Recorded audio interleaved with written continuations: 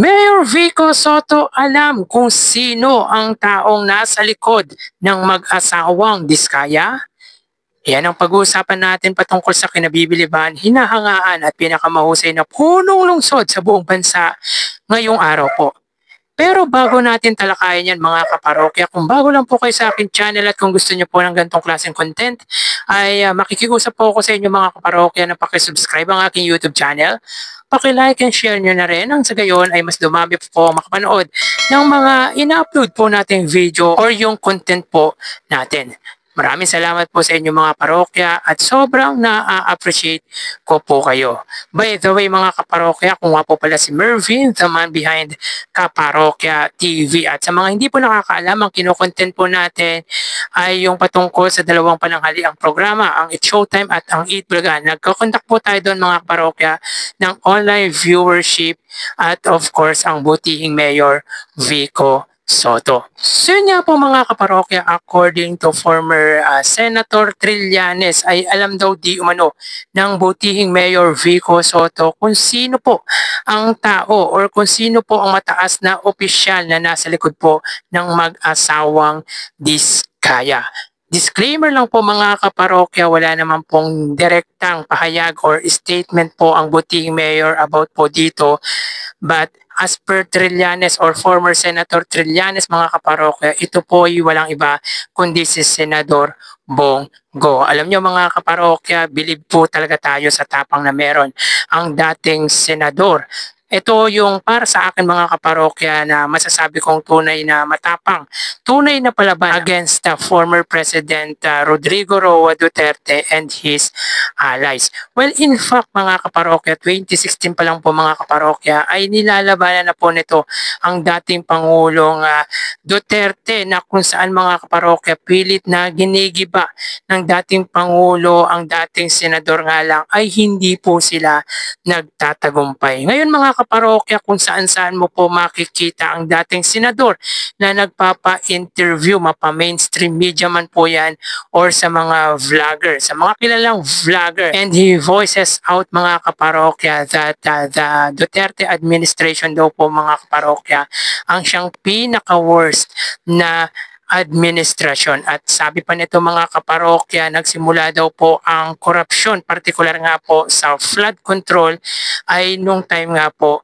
ng mga Duterte. Talagang tahasang inihayag nito mga kaparokya na nagsimula po ang korupsyon sa panahon nga po ng dating Pangulong Duterte. Actually mga kaparokya, recently he filed cases against former or Senador Bongo.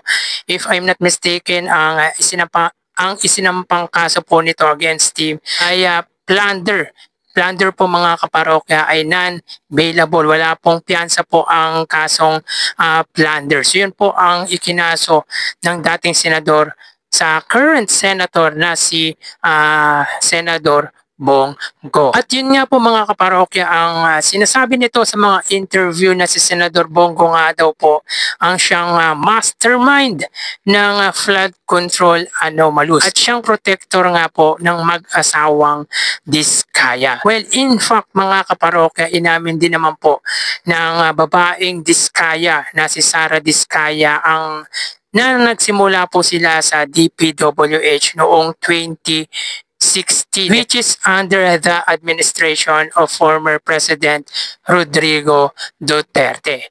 So yun nga po mga kaparokya, according to Senador or former Senator Trillanes ay alam nga po ng buting Mayor Vico Soto kung sino po ang nasa likod ng mag-asawang Diskaya, kung sino po ang pumoprotekta sa mag-asawang ito. So malamang mga kaparokya, mag-iiyakan na naman po yung mga vlogger, yung mga supporters ng dating Pangulo dahil gustong-gusto ng mga ito mga kaparokya na pangalanan or i-mention ng butihing Mayor Vico Soto yung mataas na opisyal na nasangkot nga po sa anomalous flood control at sinasabi ng mga vloggers or bayarang vloggers ng mga Duterte mga kaparokya na tanging ang mga Diskaya lamang po ang siyang pinapangalanan or nilalabanan ng butihing Mayor Vico Soto. Which is grabe. Grabe yung panggigiba nila, yung mga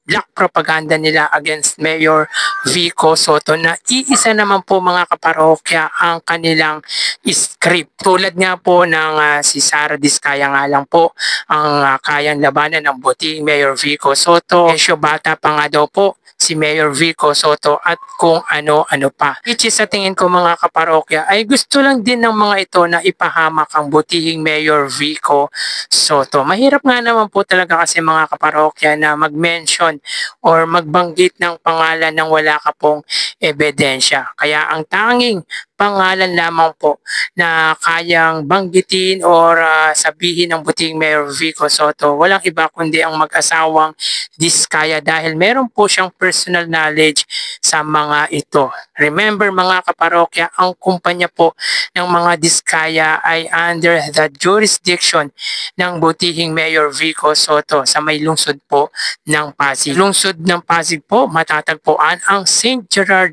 Construction Company ng mag-asawang Diskaya. And of course mga kaparokya, kumala po ng information ang butihing Mayor Vico Soto patungkol na po dito. Kaya siguro mga kaparokya alam nito kung sino ang nasa likod ng mag-asawang Diskaya. Nga lang ay hindi pa po nito pinapangalanan or hindi po nito pinangalanan kung sino po talaga dahil nag-iingat nga po ang butihing Mayor Vico Soto lalo na't kung hindi pa po kompleto ang information na meron siya. Siya mga kaparokya, magbibigay lamang po ng statement ang butihing Mayor Vico Soto kung meron na po siyang sapat na ebidensya.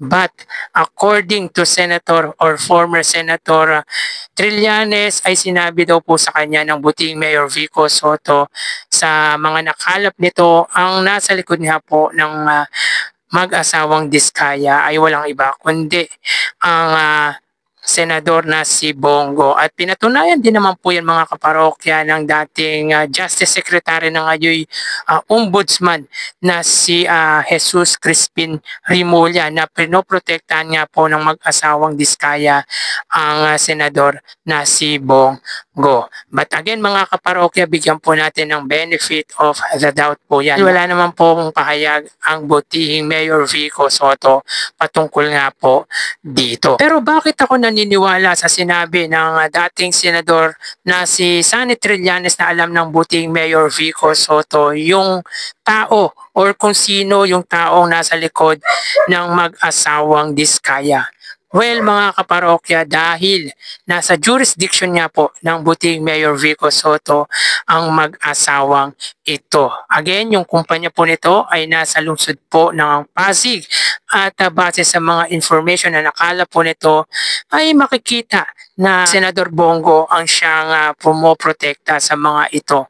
Remember, yung CLTG ay parang contractor ng kumpanya ng mag-asawang Diskaya. Ang CLTG po mga kaparokya ay pag-aari nga po ng ama or magulang po ni Senador Bongo.